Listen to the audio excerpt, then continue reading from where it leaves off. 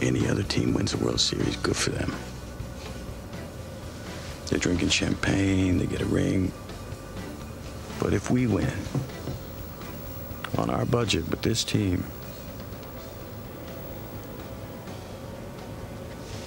we'll change the game. Moneyball is a movie about challenging conventional wisdom. It needed the passion of one of Hollywood's brightest stars to make this film. It has been nominated for 6 Academy Awards. One of those nominees, actor and producer Brad Pitt, is with us. I am pleased to have him at CBS this morning. Welcome. Thanks, Charlie. This is a story of obsession for you. Mm-hmm. What was it?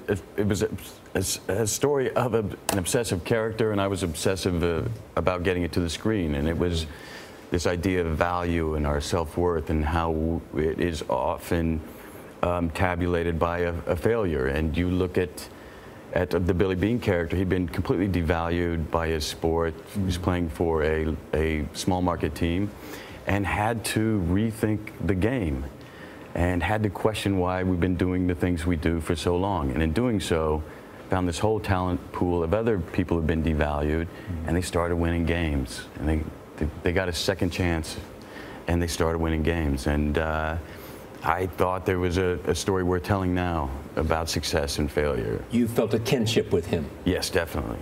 Yes, he was emotional about the games. He couldn't even watch the games. Yeah. He didn't want it to cloud his thinking. I understand that to some degree. There were just attributes about him and this push and this need to make things fair, to find a level playing field. If we're going to compete, let's make it fair. And I'm a bit of a justice nut. And going against the odds and the perceptions. Here at this television program, which is now in its 4th or 5th week, we showed it to the staff at the beginning, just to say, here's the story of somebody going against the odds and against expectations and against conventional wisdom. And that you can actually win in unconventional ways. Yeah. And it didn't go well for him at the beginning. No, he was labeled a heretic, a fool, until they started turning it around and started winning. When you moving to your own life, family has meant what to you? I know as you find yourself at a career that has evolved, what has the family added to it? Family's added everything to it. In a strange way, if I look at the work has gotten better because I worry less about it. I mean, it's not as important as family. Family becomes the nucleus, becomes the source of joy and the source of worry. And it takes any pressure of self-absorption we can have in our business. It just evaporates. And so it makes it freer. And it also, I assume, makes the performance when you're on stage more intense because you know you have less time, and so there's more intensity. That's right. To make it work. We got to get on. I got to get the kids. This will not be 20 takes. This will be 10 takes. That's right. And we're going to get it right. We're going to get it right now and let the chips fall where they may. If you hadn't adopted and had children, it would have been a far different life. It would have certainly been for you and for them. Yes, absolutely. I mean, absolutely. I don't know that they would. I hesitate to say it. Might not have lived, but may not have be here. And I think of the joy that we have in our family because we are together. I couldn't imagine it. All right.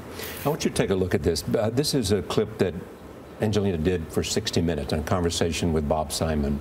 Here it is, because it reflects, I think, a philosophy. Roll tape. Used to be a pretty bad girl. Now you are a UN ambassador. You are a member of the Council on Foreign Relations. You're a humanitarian activist. Do you ever miss being a bad girl? I'm still a bad girl. Yeah? You know, I still have that side of me that is, it's in its place now. It belongs... It belongs to Brad, or it belongs to our adventures. There is a kind of attitude. She's still a bad girl. She is a bad girl? Yeah. In what way? Delightfully so. Yeah. Well, it's not for public consumption. Yeah. I'm struck by the fact that you two have this dual career. When she's making a film, you're with her. When you're making a film or promoting a film, she's with you. And they're with us. And they're together, and the kids both all there. Yeah. Yeah. Always. And is that easy for them, or is that difficult for them, or like the idea? Well, they're quite used to a bit of jet lag and moving to a new location, and we, you know, as long as we're together, so the home's always intact. They take their own blankets with them? They got to pack their own bags, and they're responsible if they leave their chargers behind, and so on and so forth. You also have been a person who has taken an interest in the living conditions of people in New Orleans after Katrina, you know, with your own passion for architecture. How is that going?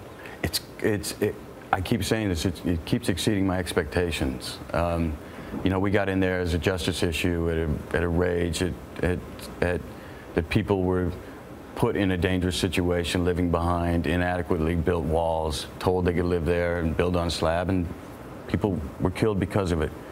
And we felt a need to make that right, to just do it right the first time, so we won't suffer from these kinds of catastrophes, and by the way, it's a lot cheaper. The project is to redefine low-income housing in a way that has what?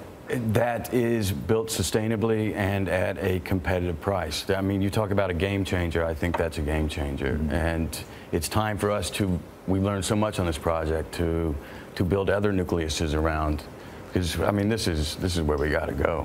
You've been to the White House, you know the president, you support the president. I wouldn't say I know him. I've been able to meet him. You've had a conversation with him. Yeah. And yes, I am absolutely a supporter. Is there a role for the federal government here? Well, you know, HUD helped us out a lot. HUD is doing some great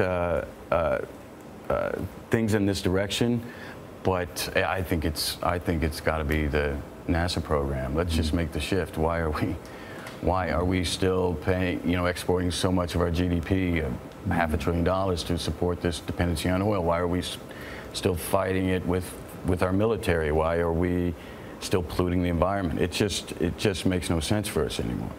But do you have those kinds of conversations with politicians as well as with friends? Yes, I had a great conversation about it a few weeks ago with the Vice President, actually. Yeah. And he's responsive to the idea. Very much so. Yeah. Hey, so if someone said tomorrow you got to give up acting, that would be a hard day for you. Yes, it would, because I am on the producerial side now. I'm developing stories that I think resonate with our time in some way, and I feel like I'm now more than ever clear about what I can add to this great art of storytelling.